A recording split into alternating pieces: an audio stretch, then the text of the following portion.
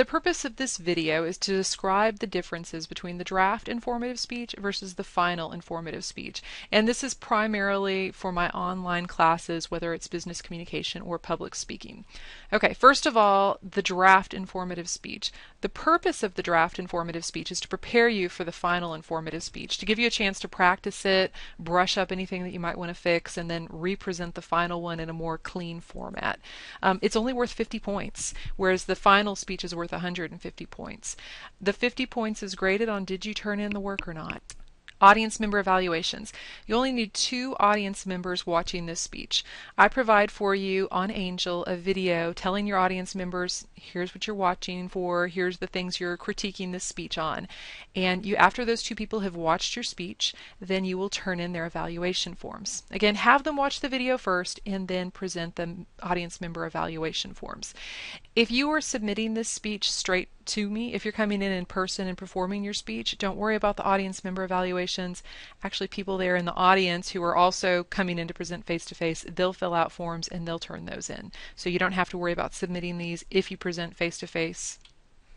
Second, self-evaluation form. Everybody fills out a self-evaluation form. So go on to Angel, fill out the self-evaluation form. You've done this for other speeches, though I haven't called it a form.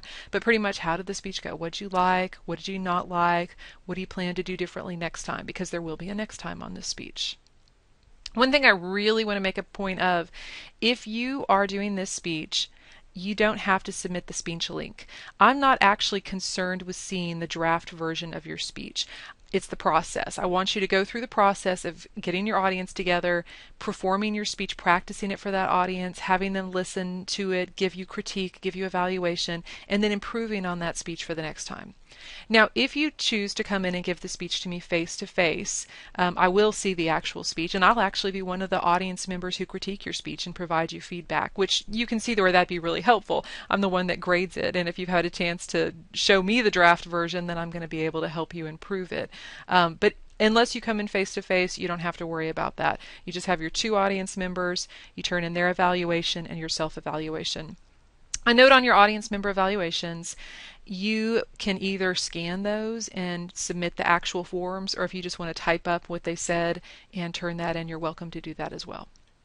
Please note that you have to do the draft speech. If you don't do a draft speech, if you just turn in a final speech, I won't accept it. So make sure you go through this process first. Again, it's about the process. Do the draft speech, assuming you turn in your evaluations, or again, if you do it face-to-face, you don't have to turn those in. And do your self-evaluation, then you're going to get full 50 points credit for this speech. Okay, the final speech, a little more rigor to this one. It's worth 150 points credit. I have posted on Angel my grading rubric, which goes point by point what I'm grading you for, how many points you can get for each section, etc. So this is the most rigorously graded speech so far. There's just a lot of things I'm looking for in this speech. So do make sure you look at that grading rubric so you do everything you're supposed to do. 4 audience members for this speech. Again, your camera person can be one of your 4 audience members. Once more, if you present to me face-to-face, we don't worry about how many people are there so much. It could be 4, it could be 15. Usually it's smaller. Now for this one, what you're turning in is the usual paperwork. If you've videotaped your speech, you're going to turn in the actual speech link. Obviously face-to-face, you don't have to do that. A typed outline, a reference page, and an audience analysis paragraph.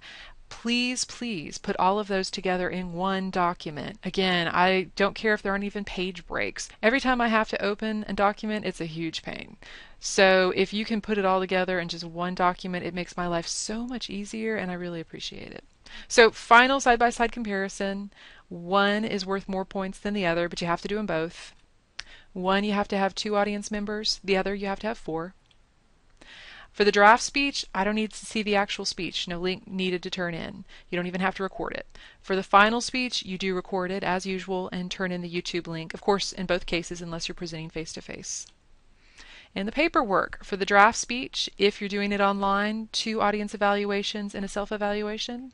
Of course, for the draft, if you do it in person, you only have to do the self-evaluation. For the final speech, everybody needs to turn in a typed outline, reference page, audience analysis paragraph, all as one document. And I have more details about those on another video about the informative speech, as well as posted on the Angel assignment discussion.